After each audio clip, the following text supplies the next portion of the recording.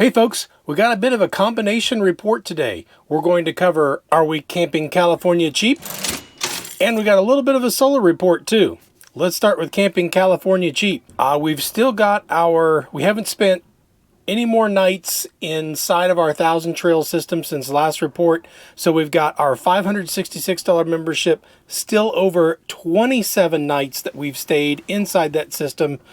Brings us up to $20.96 per night total, including a couple weeks in Las Vegas. So 13 nights in those California parks brings us to a total cost of $272.48.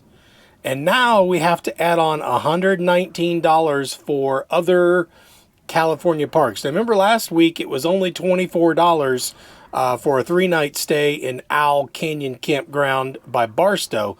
But now, since we've had to find these hookups out in the desert that I mentioned a couple days ago, that added on $95. So now we've got $119 in other California camping, and that brings our California total to $391.48. Divide that out over our 25 nights here in the state, and that brings us down to $15.66 per night. So we took a bit of a hit having to drop that $95 for 5 nights of plugins, but our overall per night expenses still went down to $15.66 a night. Now, if we didn't have to spend that $95, we'd already be under $12 a night.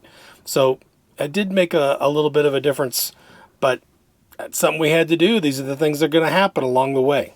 Okay, how about our solar? Now, we did show up here and not have plugins for the first 3 days. Monday, Tuesday, Wednesday, we did not have plugins. And the cool thing was we didn't have to run our generator one time. We didn't have to run it one bit to keep the batteries charged. It was 100% solar and everything was gravy.